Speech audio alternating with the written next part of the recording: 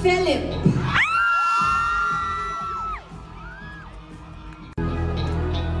Stel.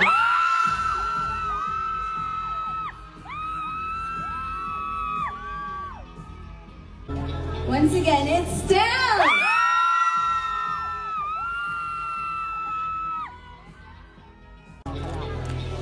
SB19.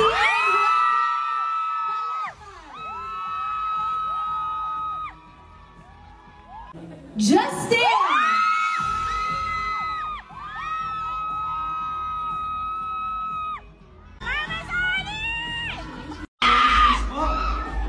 Next up, para postcards, favorite record of the year.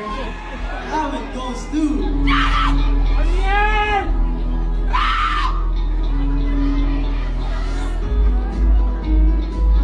Justin, Kaibigan!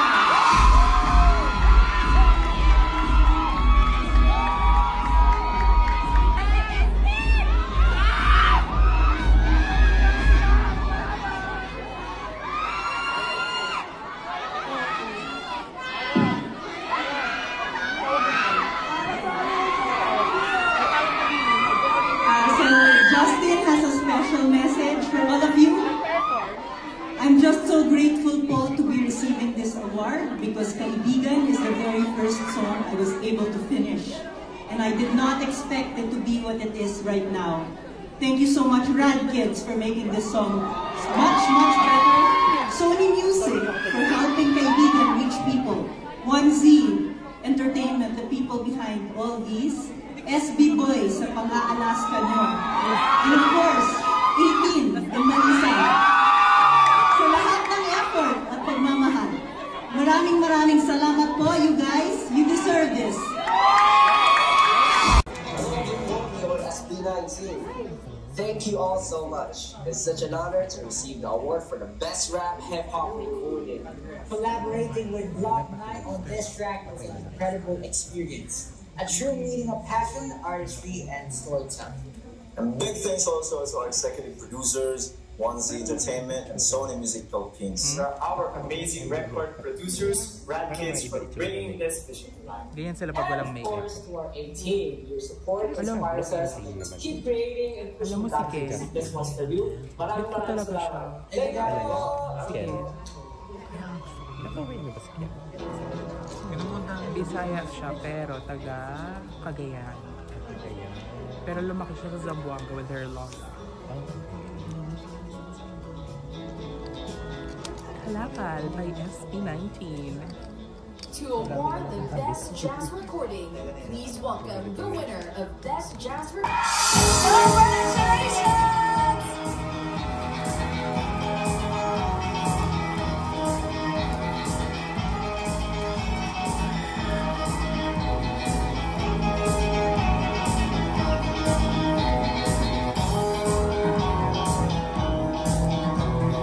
Wala siya.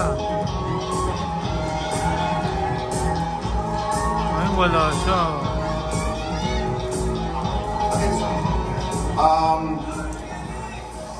We'll take this as well. On behalf of Stel, we'd like to accept this award. We'd like to thank all the fans as well, 18 and everyone who's been voting. Salamat sa inyo lahat. Thank you.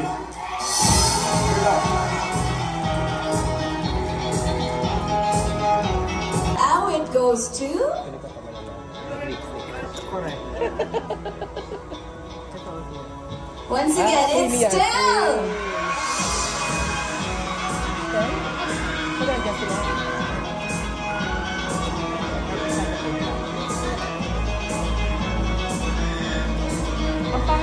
So on behalf of Stel, I think he would like to accept the award since he's not here.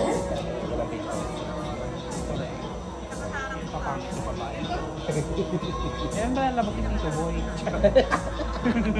Tonight with boy ako. Ano yung pastok?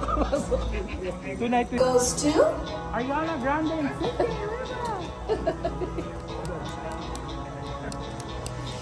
SB19 and Block 9, Kalakal!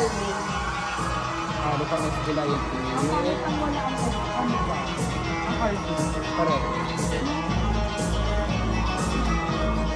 Dapat Dapat kasi hindi matingnan lahat ng artist bago na. Isn't it?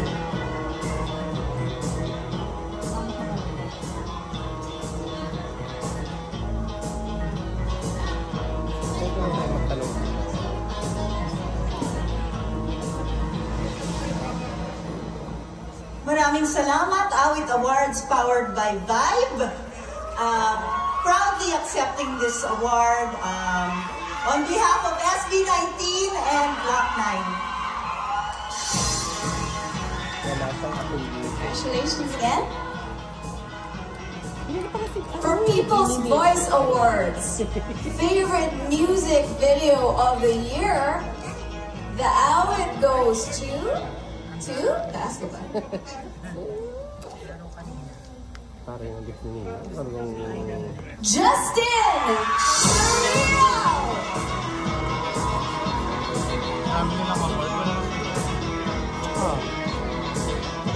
Oo. May SB19 na pero wala sa SB19.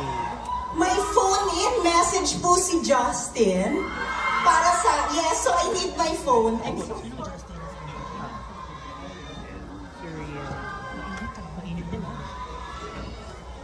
Actually, Tonight with Boy Abunda. Tonight with Boy Abunda. Sorry po, ginawa ko pang alalay si Papa Sony.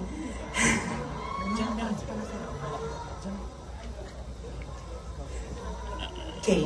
I just wanted to share, this is Justin who messaged me. I just want to share that making music videos and other visual arts is one of the main reasons I pursued this career, because I know that I'll be able to showcase my creativity through music. So thank you so much, 18 and Maisan, for loving the surreal music video, my firstborn, haha. And of course, to the small team we had for this MV, you know who you are, guys. Shout out to Sayan, who's been my creative tandem, Sony Music and 1Z. Maraming salamat po. Congratulations to all the winners. Thank you so much, everybody. Congratulations to our first set of People's Voice Awards. Hi guys, congratulations. I just like to know your thoughts about yung importance of having yung strong visuals in helping to sell a song. Especially these days, di ba, parang ano talaga siya, kailangan talaga you have strong visuals to stand out sa social media and all those. Ganda po ng tanong niyo. Kasi po dito, traditionally sa Philippines po talaga, very visual po talaga yung ating bansa. Sa lahat, the way we do it sa ads, the way we storytell things, yung commercials natin, everything. Na kumbaga, it has to have, siguro sa visuals lang po namin sa 1032, the way we do things is, every decision in terms of visuals should have meaning. Lahat po yan. Siguro, one of the best examples is yung we did the branding and visual direction for Simula to Has, from the intro film to hanggang napunta na siya sa Philippine Arena. And making sure that every color, every detail, everything na natatanggap ng fans helps tell the story po ng buong campaign, whichever that is. As for Kalakal po talaga, sobrang nag-enjoy kami kasi as of the moment, I guess it's the most Filipino thing that we have ever done. Yung culture natin, gusto namin talaga i-culture yung naglalako. Naglalako ka na, kumbaga, lahat ng pwede mo pagkasya sa isang motorsiklo kakayanin ng Pinoy. Kumbaga, yung passion natin na hindi siya, even after ng online selling na Verge, hindi nawala yung paglalako. Tsaka yung, kung gaano ka-vibrant yung markets natin, kung gaano siya ka-lively. Yun yung gusto namin i-translate into a cover art, into a music video, into an entire visual campaign po. Tapos siguro po to add din yung how does a visual campaign affects a release of music. So, pagkagaya po ng sinabi ni Luis, kasi po very visual nga po tayo mga Pilipino, na parang hindi lang siya basta kung ano yung naririnig mo, kung ano yung na-experience mo as a whole, lahat ng senses. Parang kailangan nating tangaan pag nag-release tayo. So parang yung naging malaki po namin inspiration on creating visuals, especially po for SB19 and upcoming clients namin is kailangan it's an experience. Hindi lang siya basta auditory. Kailangan lahat. Minsan nga, kahit hawakan mo, parang ganon yung mga merch, yung mga ganyan. So, ano po siya, kabit-kabit siya. So, para sa isang successful visual and auditory campaign, parang ganon.